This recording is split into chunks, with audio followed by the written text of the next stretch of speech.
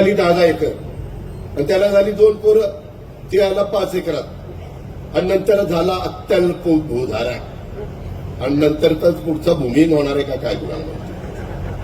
हे असलं होतंय. त्याच्याकरता प्रपंच वाढवत असताना कुटुंब मर्यादित ठेवा. त्यामध्ये आम्हाला बरेच कायदे करायचे होते पण काही अडचणी आल्या.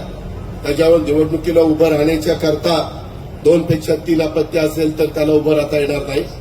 त्याच्यामध्ये आम्ही वेगळा विचार करत होतो की ज्या सवलती सरकार देतं त्या सगळ्या सवलती तुम्हाला पाहिजे असतील तर 2 पेक्षा 3रं अपत्य असेल तर त्याला मिळणार नाही. जो मर्यादित ठेवेल त्याला मिळेल. ज्याला पलटण वाढवायची वाढू बाबा, आमचं काय म्हणतात काय काय म्हणतात त्याची कृपा. तुझ्या आल्या तुझी कृपा आहे त्याची कृपा.